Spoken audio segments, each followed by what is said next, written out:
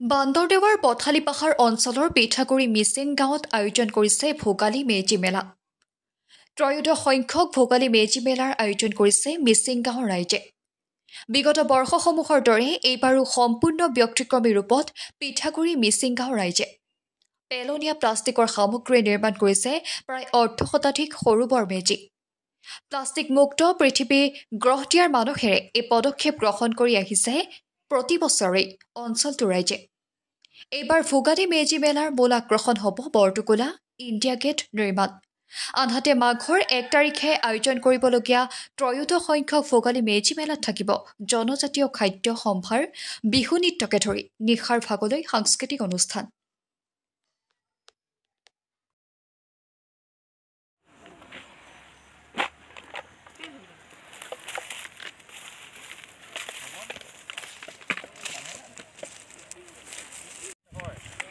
ভালে আছে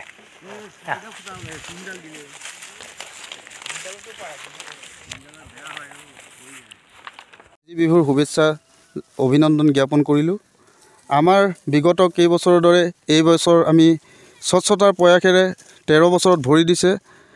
আমাৰ স্বচ্ছতাৰ প্ৰয়াসেৰে পিঠাগুৰি মিচিং গাঁৱৰ সহযোগত আৰু বৃহত্তৰ পিঠাগুৰি ৰাইজৰ সহযোগত আমি প্ৰত্যেক বছৰেই আমি স্বচ্ছতাৰ প্ৰয়াসেৰে আমি মেজি প্ৰস্তুত কৰোঁ। মেজি প্ৰস্তুত কৰাত আমাৰ ব্যক্তিধৰ্মী আমাৰ আপোনাৰ কিছুমান প্লাষ্টিকেৰে আৰু পৰি থকা আপোনাৰ তিল আপোনাৰ আৰু খেৰ আদিৰে আমি মেজিবোৰ নিৰ্মাণ কৰোঁ। আৰু মেজি নিৰ্মাণ কৰিছোঁ আমি এইবাৰ আমি বৰটোকোলা আমাৰ পৰা হেৰাই যোৱা এটা প্ৰজাতি আমি বৰটোকোলা আমি বনাম বুলি ভাবিছোঁ। আৰু আমাৰ এখন ইণ্ডিয়ান গেট আমি প্ৰস্তুত কৰি উলিয়াইছোঁ আৰু আমি ৰাইজৰ প্ৰত্যেক বছৰে সহায় সহযোগিতা পাওঁ আৰু সহায় সহযোগিতাৰ কাৰণে আমি পিঠাগুৰি ৰাইজক মোৰ তৰফৰ পৰা অভিনন্দন জ্ঞাপন কৰিছোঁ।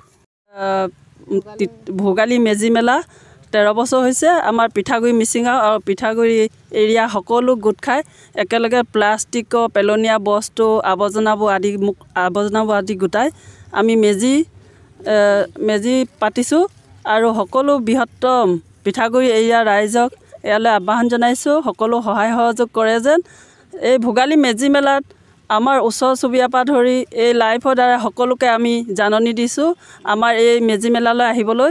সকলো আহি আমাক সহায় সহযোগ কৰে যেন মাঘৰ 1 তাৰিখে আমি এই মেলাৰ পাতিছোঁ। ৰাইজ আহি সকলোৱে আমাক সহযোগ কৰিব বুলি অনুৰোধ ৰাখিলোঁ। ইন টাইম আৰু ইষ্টাৰ্ণ নিউজক আপোনালোকৰ আমি অভিনন্দন জ্ঞাপন কৰিছোঁ। আৰু আপোনালোকে সকলোৱে আমাৰ ৰাইজে গম পায় যে মাঘৰ 1 তাৰিখে আমাৰ পিঠাগুৰি মিচিং গাঁৱৰ মানে মেজি বাকৰিত আমাৰ মেজি পতা হয়।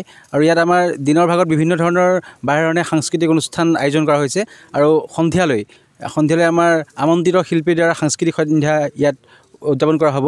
গতিকে আমি পিঠাগুৰি অঞ্চলবাসী ৰাইজৰ সহায় সহযোগিতা কামনা কৰিছোঁ। লগতে ইয়াত আমাৰ বিভিন্ন ধৰণৰ খাদ্য মেলাৰ ইয়াত আয়োজন কৰা হৈছে। আমি পথালি পাহাৰবাসী ৰাইজক আমি ইয়াত একান্ত উপস্থিতি কামনা কৰিছোঁ।